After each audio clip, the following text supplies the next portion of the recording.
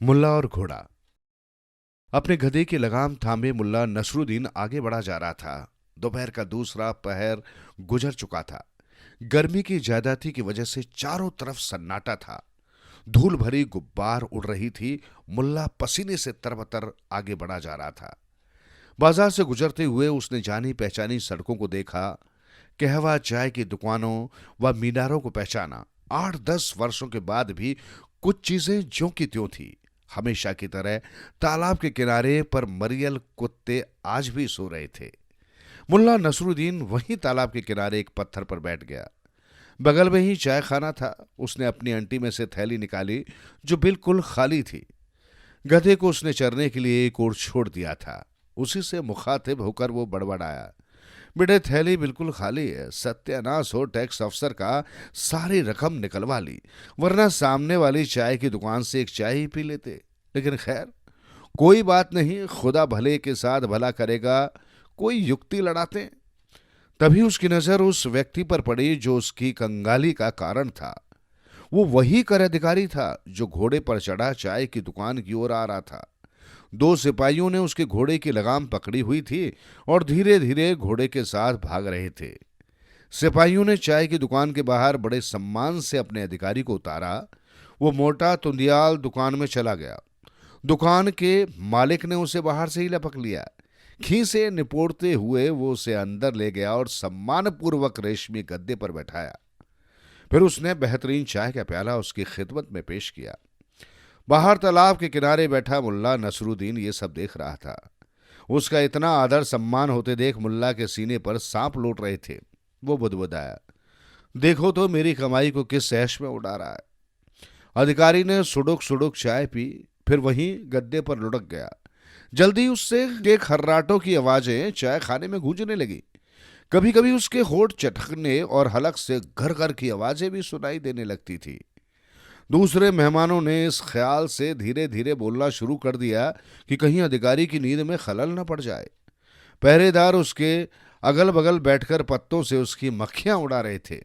कुछ देर बाद जब अधिकारी गहरी निंद्रा में सो गया तो दोनों ने आंखों ही आंखों में इशारा किया, फिर उठकर बाहर आ गए। घोड़े के आगे घास डाली और नालियर की पैंदी का एक हुक्का लेकर दुकान की बगल में ही झाड़ियों से घिरे कुछ सुनसान और अंधकारपूर्ण स्थान में चले गए। कुछ देर बाद ही मुल्ला ने हवा में गांजे की महक तैरती महसूस की। कुछ ही देर में पहरेदार मदहोश हो चुके थे।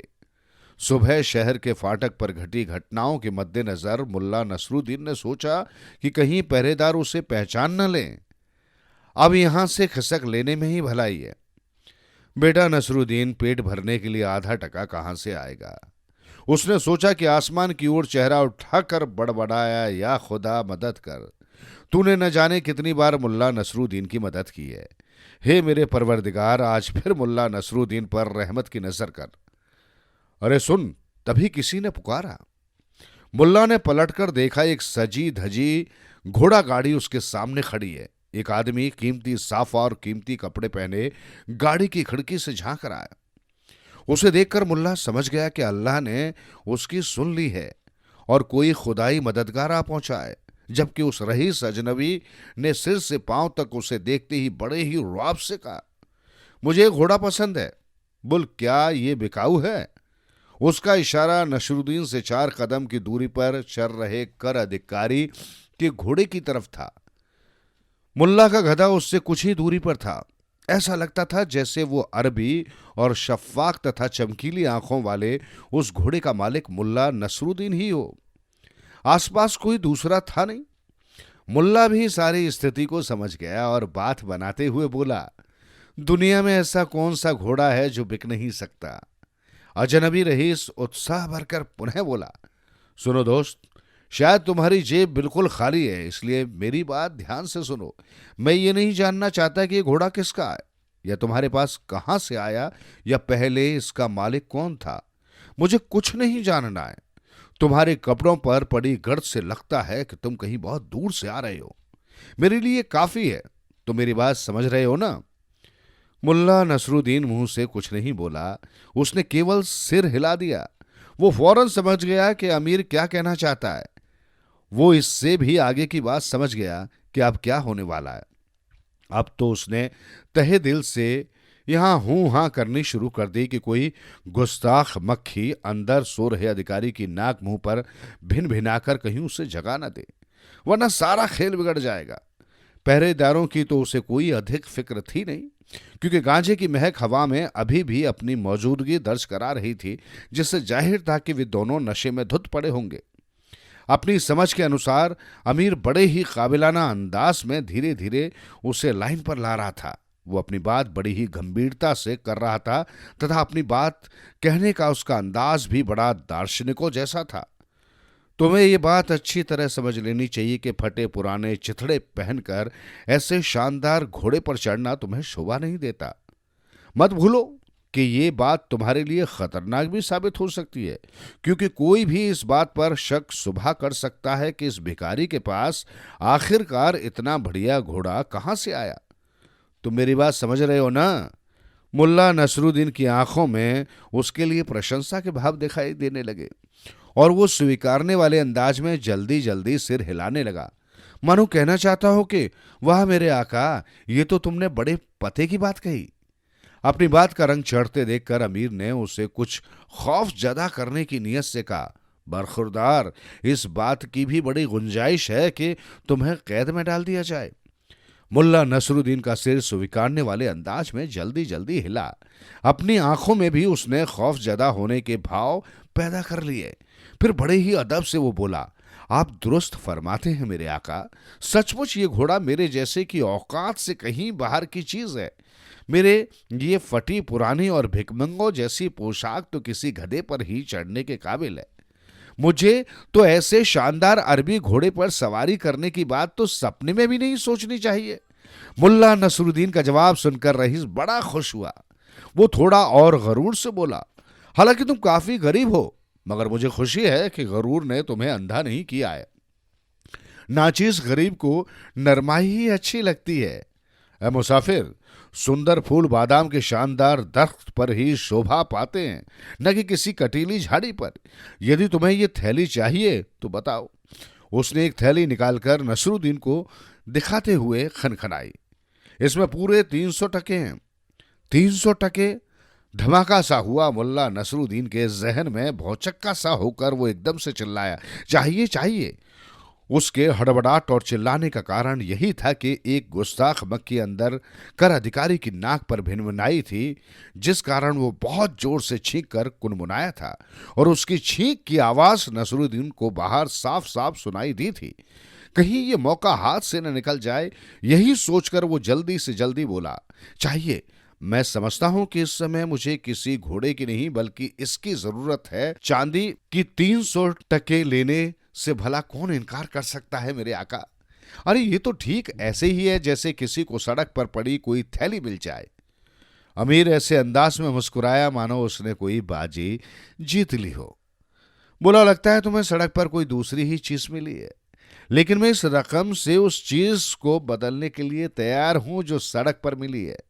ये लो 300 टके उस चीज के बदले, अब ये तुम्हारे हुए। मुल्ला नसरुद्दीन ने थैली ले ली। अमीर ने अपने चेचक के दाग से भरे चेहरे वाले नौकर की तरफ देखा। वो बग्गी घोड़े के पास खड़ा चाबुक से अपनी पीठ खुजला रहा था। उसका चेहरा खुरदरा और पत्थर की तरह कठोर था तथा आंखों में मक्कारी भरी चमक थी। मक्कारी में वो किसी भी सूरत में अपने मालिक से कम दिखाई नहीं दे रहा था। अपने मालिक का इशारा पाकर वो कर अधिकारी के घोड़े की ओर बढ़ने लगा। अपने मालिक और नसरुद्दीन के बीच हुआ पूरा वार्तालाप वो सुन चुका था। उस घोड़े की ओर बढ़ते देखकर मुल्ला नसरुद्दीन के दिमाग में खतरे की घंटी बज उठी। उसने फौरन फैसला कर लिया कि तीनों मक्कारों को एक साथ एक ही सड़क पर नहीं होना चाहिए। अतः उसने अमीर की नेक नियति और रहम दिली का कासीदा पड़ा और अपने गधे पर सवार हो गया। फिर उसने गधे को ऐसी एड़ लगाई कि बहुत सुस्त और आलसी सा गधा फौरन कमान से निकले तीर की भांति सरपट दौड़ लिया। करीब एक फल्लांग दूर जाकर मुल्ला नसरुद्दीन ने पलटकर देखा। खुरदरे चेहरे वाला सेवक घोड़े को अपनी गाड़ी से बांध रहा था। करीब आधा फल्लांग दूर जाकर वो फिर पलटा तो वहां नजारा दूसरा ही था। उसने देखा कि कर अधिकारी और रईस आपस में गुथे हुए हैं, आपस में एक दूसरे की दाढ़ियां पकड़कर नोच रहे हैं। चाय खाने में बैठे तमाम ग्राहक बाहर आकर तमाशबीन बन चुके हैं। सिपाही और खुरदुरे चेहरे वाला नौकर रईस और कर अधिकारी को छुड़ाने की कोशिश में लगे। मुल्ला नसरुद्दीन ने फौरन किसी गली में घुसकर 9-2-11 होना ही बेहतर समझा। वो फौरन एक ऐसी गली में घुस गया जो काफी लंबी और तंग थी। काफी दूर जाकर जब उसे विश्वास हो गया कि वो उन लोगों की पकड़ में आने से बाहर हो गया है, तो उसने गधे की लगाम खींच दी और बोला, ठहर मेरे बेटे ठहर, अब ज्यादा भागने की जरूरत नहीं। मुल्ला नसरुद्दीन के शब्द अधूरे ही रह गए।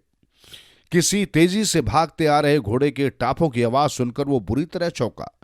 उसने पलटकर देखा तो छक्के छूट गए। खुरदुरे चेहरे वाला नौकर बिल्कुल उसके सिर पर आ पहुंचा था। वो चिल्लाया, ओ मेरे वफादार गधे, जल्दी से भाग और मुझे यहां से निकाल ले चल। मैं तुझे बढ़िया नाश्ता कराऊंगा। लेकिन तब तक देर हो चुकी थी। वो घुड़सवार तेजी से उसके आगे आ चुका था। वो वही खुरदुरे चेहरे वाला था जिसकी खामोश आंखों में वही मक्कारी भरी चमक थी। वो रईस की गाड़ी से खोलकर लाए घोड़े पर सवार था। उसने गली में घोड़े को आड़ा खड़ा करके नसरुद्दीन का रास्ता रोक लिया। मुल्ला नसरुद्दीन ऐसा हो गया जैसे उसे जानता ही न हो और बड़े कायदे अदब से प्यार से बोला, ए भले मानुष, किसी और को भी निकल जाने दो। ऐसी सकरी गली में लोगों को सीधी सीधी सवारी खड़ी करनी चाहिए, आड़ी तिरछी नहीं।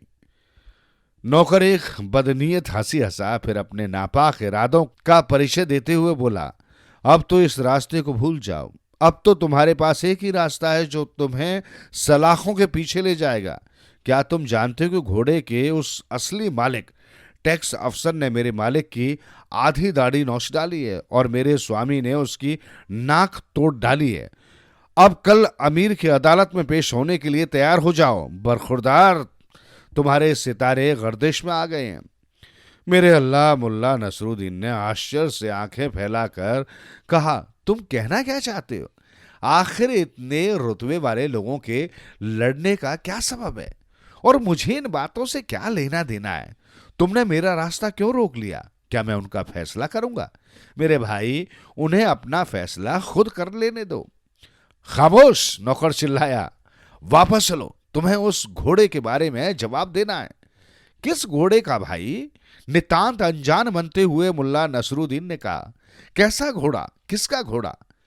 ये बेअदा भी, और वो भी मेरे साथ। खुरदुरे चेहरे वाला गुर्राया, जानबूझकर अनजान न बनो। मैं उस घोड़े की बात कर रहा हूं जिसके एवज में मेरे मालिक ने तुझे टकों से भरी थैली दी है। खुदा कसम भाई, तुम तो बड़ी गलत फहमी के शिकार हो।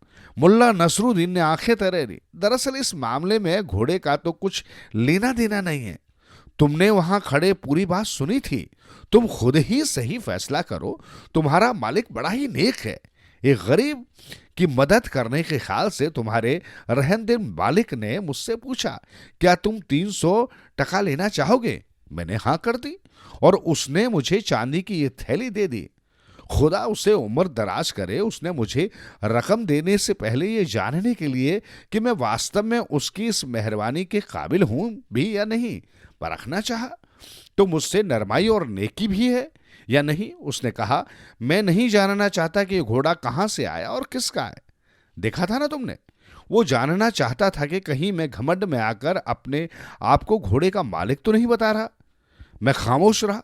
वो नेक और रहमदिल इंसान खुश होकर बोला, मेरे जैसों के लिए घोड़ा जरूरत से ज्यादा अच्छा है। मैंने उसकी बात मान ली तो वो और भी ज्यादा खुश हुआ। फिर उसने कहा कि मैं सड़क पर कोई ऐसी चीज पा गया हूं जिसके बदले मुझे ये 300 टके मिल सकते हैं। उसका इशारा जरूर मेरी ईमानदारी और इस्लाम के प्रति मेरे यकीन की तरफ था। ये यकीन मुझे पाक जगहों पर घूमने से हासिल हुआ है। इसके बाद ही उसने मुझे इनाम दिया।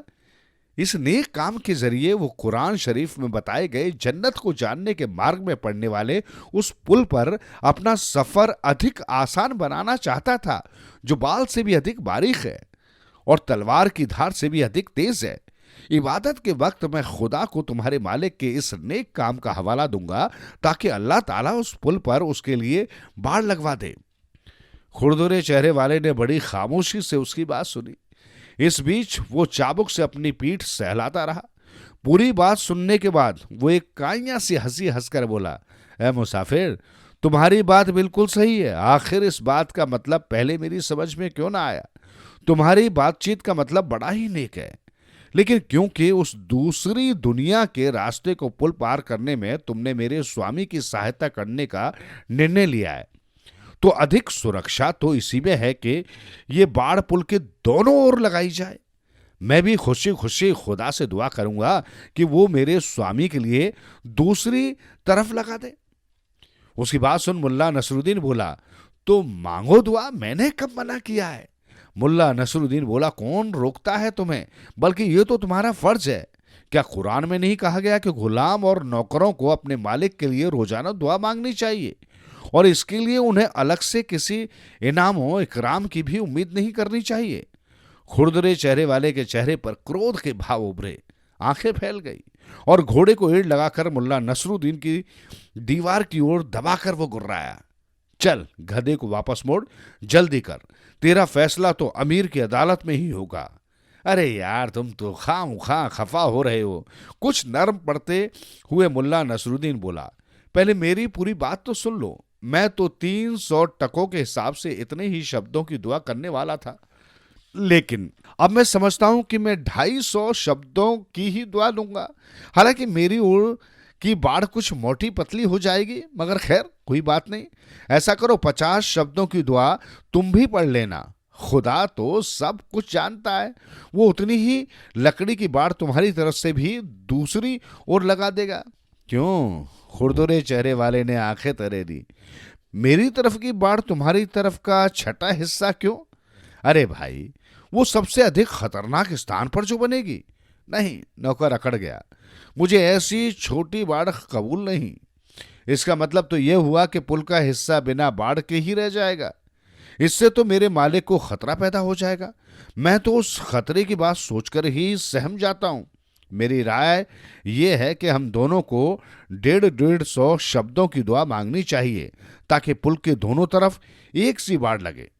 कम से कम दोनों तरफ सुरक्षा तो रहे। फिर चेतावनी सी देते हुए बोला, अगर तुम मेरी बात से इत्तेफाक नहीं रखोगे तो इसका यही मतलब होगा कि तुम मेरे मालिक का बुरा चाहते हो। तुम चाहते हो कि वो पुल से नीचे गिर जाए। अगर ऐसा चाहते हो तो तुम्हें जेल का रास्ता देखना होगा। मुल्ला नसरुद्दीन को लगा कि यदि कहानी ज्यादा लंबी हुई तो उसकी अंटी से थैली खिसक जाएगी, इसलिए उसने 150 शब्दों की दुआ ही कबूल कर ली। और जब दोनों ने अपना अपना रास्ता पकड़ा तो मुल्ला नसरुद्दीन की थैली का आधा वजन कम हो चुका था।